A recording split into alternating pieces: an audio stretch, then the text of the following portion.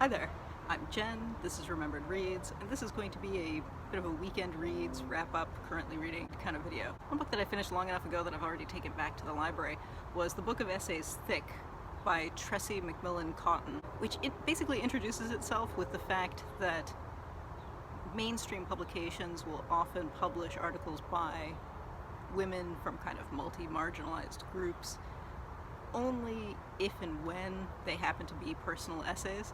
So this collection is sort of that style of personal essay, but written in a style that is almost depersonalized, which I found really surprising. I talked about one of the essays in that collection in the mid-year freakout tag, because there was one basically about medical establishment prejudices towards fat people as well as general anti-blackness and the interaction of that and how it resulted in the death of her child, which is horrific, but written in a style that is not that kind of packing the personal punch style that I think you expect in an essay like that.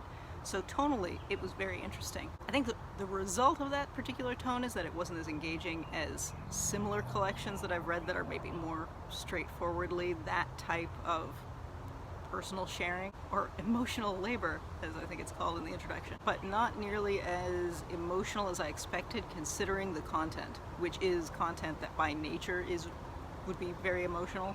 So the way in which it's written, I think, is actually a more complicated thing to do than one that is actually doing the kind of punching you in the gut, going for that emotional connection. So yeah, an interesting read, not what I expected, because as I said, and as the introduction in the book itself says, this is a style, there's a bird right behind me, sorry, that tends to go a certain way, and this rejects that it has to go that way, which was really quite interesting. Next up, I finished another book that I mentioned in the Read the Middle East Readathon TBR, and that's Elif Shafak's Black Milk.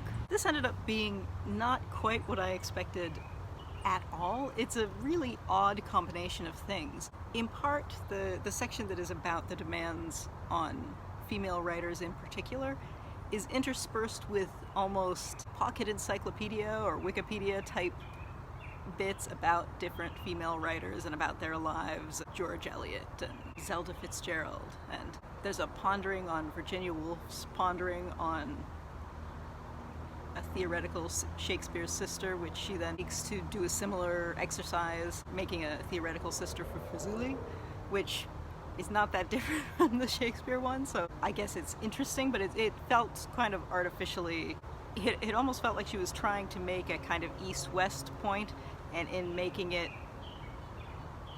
erase the difference, which I think if that was intentional isn't actually pointed out, because she continuously does the whole straddling east-west, old and new, especially when she talks about her mother and her grandmother, and how her grandmother was more of a traditionalist and her mother was more of a secularist and a modernist, and then what that means to be the generation and two generations away from the information that they then had. When I'd heard this described before, I think a lot of reviewers and people who discuss this focus more on the postpartum depression memoir bit of it, which is really small in the background and takes the form of personifying the idea of that as the djinn of postpartum depression, who is a fit young man who's annoyed by the Disney idea of genies, and it's all a little ridiculous, but connects to kind of earlier ridiculousness because she personifies elements of her personality as a writer and as a thinker and as a person in the form of finger women, which are basically miniature just personifications of elements of personality. And it's weird. The way it's written is strange because it's like they're out there in the world and she encounters them, but then that alternates between being that and then an internal piece. Which again, interesting but weird, and I didn't feel like this was in line with with her fiction writing that I've read. However, she didn't translate this herself, where she does translate her own fiction. So some of that could just be because there's this extra voice in here that there isn't in her other work. So that's something to consider, that part of the reason that this doesn't sound like what I associate with her voice is that it is filtered through the translator. Next up is a collection of poetry that I was working my way through for about a month and a half, and this is Richard Wagamese's Runaway Dreams, which is a collection of poems that I think I would have enjoyed more if I hadn't read he's written two memoirs, the one that's framed as a letter to his son, because this covers a lot of similar, I guess, working through of identity and family history and all of that. So reading these, I felt somewhat less engagement with the poems because they were going to a place where I had already read some of his thoughts on the matter, and it wasn't different in terms of content, it's as opposed to being different just in terms of style, because it was poetry as opposed to a memoir in the form of a letter. So I don't have a huge amount to say about that. I will read from one of the poems just in case you're interested. This is called Elder One.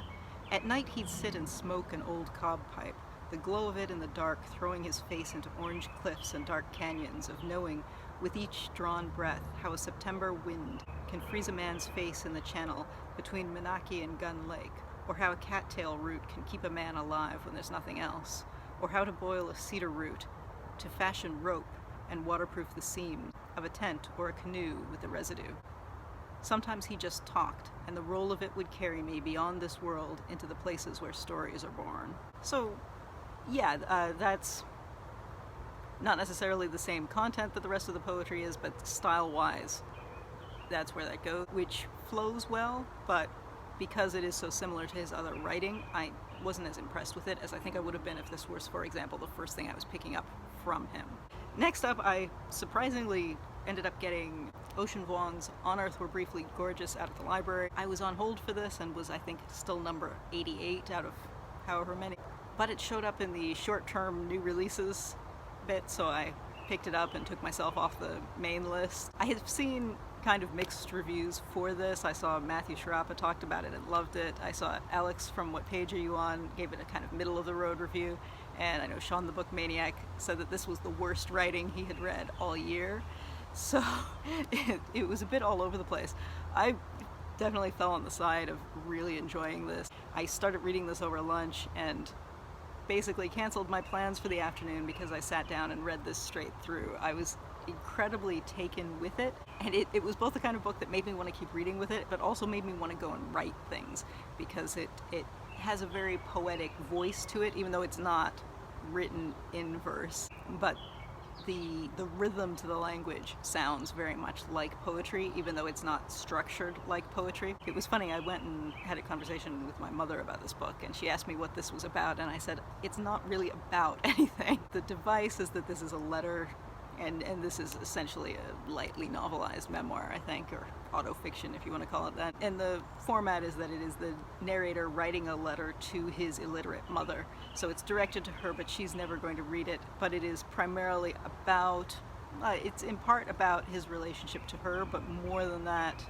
I thought about his relationship to his grandmother and also his first boyfriend. Spoiler, so skip ahead if you don't want to hear this, although I think this is something where plot doesn't matter. And both of those two die over the course of this, and that's part of the reflectiveness towards them. And so there's a kind of melancholy to the bits, even when it's before we get the death scenes. This was definitely something that was improved by being marketed as a novel as opposed to as a memoir, because there are a number of bits in here where I did think that timeline doesn't quite add up, or that is not something that you would remember that way. But because this is being sold as fiction, no matter, like, regardless of how much of this is actually novelized or not, I think it works better and is more successful that way. But yeah, I just thought this was wonderful. I definitely enjoyed that, but I've talked about this with a couple of people later and told them I loved it, but I think you'll hate it, because I do think it's not basically standard stylistically, and as I said, I don't think it's actually about anything. I think it's focused on people, and so there isn't really a plot that matters, because I've seen a couple of reviews that describe this as being about immigration or being about addiction to painkillers, even, which I think is even more of a minor feature in this. But and I don't think either of those things is accurate, but that is what other people have apparently taken away from that, so fair enough. In the ongoing pile, I'm currently one of the hosts of a read-along, the Chronicles of Thomas Covenant, the Unbeliever, which is a fantasy. This is funny because this is much more tied to time than I had thought it was, because the main character in this has leprosy, which has essentially been curable, but only since the early 80s. So this is set just before that. Now, this is a fantasy novel, and the main character goes off into a fantasy universe shortly after. But because that's a big chunk of the introductory bit, it's interesting reading this with a more current viewpoint and thinking this is less dramatic than what the medical professionals are telling this main character in the beginning of this book. So that's kind of interesting. We'll obviously be making a separate video on this later, and I'll link below to the other people who are co-hosting this readathon with me. But yeah, I think we're doing the main discussions on the 21st. Although I think Steve Donahue is doing ongoing videos and has already posted one. So, and also inspired by Mara from Books Like Woe, and also Crystal from Biblio-Atlas, who is not currently doing a read-along of this, but was posting her comments on it about a month and a half ago. I picked up Notre-Dame de Paris, or Hunchback if you prefer, which, despite the fact that the price says, oh, it's cheap, it's only €4.50, I paid $4 Canadian, which is even cheaper.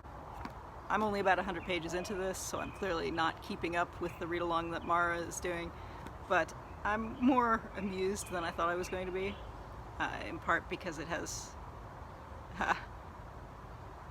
the part about, the French Cardinal isn't having fun because he has to,